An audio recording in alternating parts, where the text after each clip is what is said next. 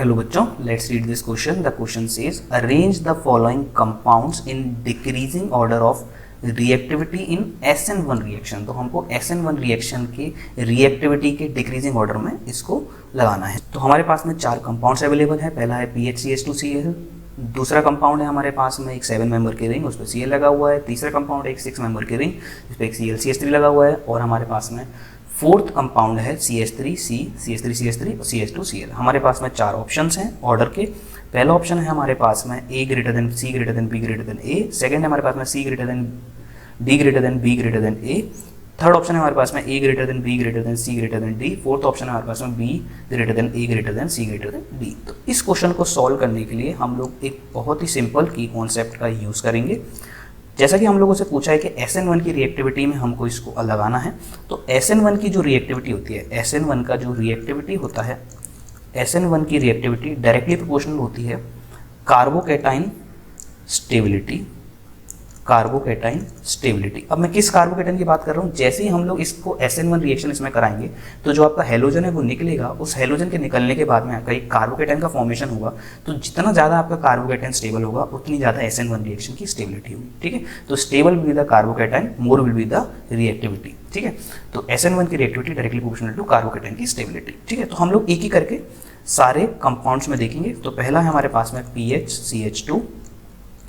तो यहाँ पर हम लोग जैसे SN1 रिएक्शन कराते हैं तो यहाँ पर आपका Cl as a leaving group बाहर निकलता है, PHCH2 का फॉर्मेशन होता है। तो यहाँ पर अगर आप ध्यान से देखेंगे ये आपका बेंजीन देंगे, यहाँ पर रेजोनेंस होना स्टार्ट होगा। यहाँ पे क्या होगा? रेजोनेंस होगा। रेजोनेंस से आपका कार्बोकैटाइन काफ़ी ज़्यादा स्टेबल हो जाता है। नेक्स्ट हम लोग चेक करते हैं। नेक्स्ट है हमारे पास में B कंपाउंड, जो कि हमारा एक 7 मेंबर की रिंग है। तो ये हम लोग 7 मेंबर की रिंग बना लेते हैं और यहाँ पर हमारे पास में लगा हुआ है Cl।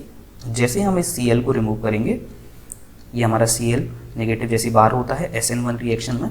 तो यहाँ पर आप देखिए ध्यान से, हमारे पास में क्या कंपाउंड बनेगा? हमारे पास में बनेगा ये कंपाउंड और यहाँ पे आ जाएगा पॉजिटिव चार्ज। अब आप इस कंपाउंड को बहुत ध्यान से देखें और इसमें आप देखें ये साइक्लिक है पहली चीज़, दूसरा ये प्लेनर कंपाउंड है, तीसरा आप इसमें पाई इलेक्ट्रॉन्स देखेंगे तो इसमें आपके पाई इलेक्ट्रॉन्स आएंगे 6 पाई इलेक्ट्रॉन्स।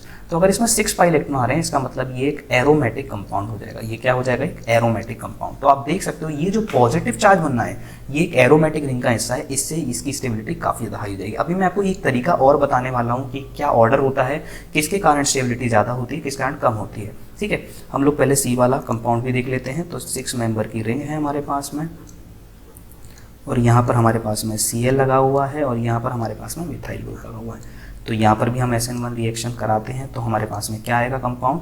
ये पॉजिटिव चार्ज आ जाएगा। और यहाँ पर आप लोग देख सकते हो यहाँ पर क्या हो रहा होगा, कौन सा इफेक्ट लग रहा होगा पॉजिटिव चार्ज के लिए।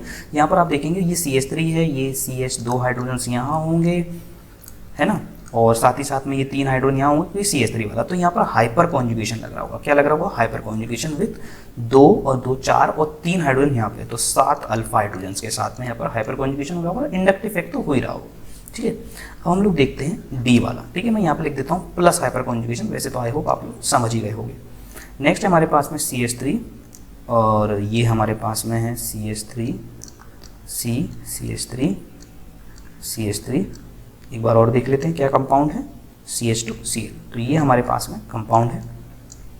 इसमें भी हम लोग सेम काम करेंगे, SN1 रिएक्शन कराते हैं तो हमारा जो इंटरमीडिएट बनेगा कार्बोकैटाइन उसको हम लोग ड्रॉ कर लेते हैं फटाफट से। ये हमारे पास में कार्बोकैटाइन बन गया। यहाँ पर आप देखोगे हाइपर कॉन्जुगेशन नहीं हो रहा है, यहाँ पर हाइपर कॉन्जुगेशन नहीं हो रहा है। यहाँ पे केवल और केवल इंडक्टिव इफेक्ट लगेगा क्योंकि यहाँ पर बिल्कुल भी अल्फा हाइड्रोजन नहीं है, यहाँ पर केवल और केवल सही इफेक्ट लगेगा। अब इस क्वेश्चन में कैसे डिसाइड करें कि किसका कार्बोकैटाइन ज़्यादा स्टेबल होगा? तो उसके लिए हम लोग यूज़ करते हैं एक रूल, AERHI रूल। यहाँ पे A होता है आपका एरोमेटिक, E होता है इलेक्ट्रॉनिक, R होता है रेजोनेंस, H होता है हाइपर कॉन्जुगेशन, I होता है इंडक्टिव इफेक्ट। तो जो आपका आगे आता है उसकी प्रायोरिटी ज़्यादा होता है, उसका सीनियरिटी ऑर्डर ज़्यादा होता है, इसका मतलब उससे स्टेबिलिटी काफ़ी ज़्यादा हाई होती है। ठीक है, तो ये आपका प्रायोरिटी ऑर्डर है। तो हम लोग इसी के थ्रू इस क्वेश्चन को सॉल्व करेंगे। तो देखो किसी में एरोमेटिक रिंग का हिस्सा बन रहा है क्या आपका पॉजिटिव चार्ज? यस, तो आपका B वाला सबसे ज़्यादा हो जाएगा स्टेबल। और हम लोग नेक्स्ट देखते हैं किसी में रेजोनेंस हो रहा है। यस, A वाले में रेजोनेंस हो रहा था। हाइपर कॉन्जुगेशन किसी में लग रहा है? यस, C वाले में लग रहा था। और D में केवल इंडक्टिव, तो आपका फिर D वाला आ जाएगा। तो BACD आपका जो है फाइनल ऑर्डर होगा। तो BACD is option number 4। This is final answer. I hope you understand this question well. Best of luck.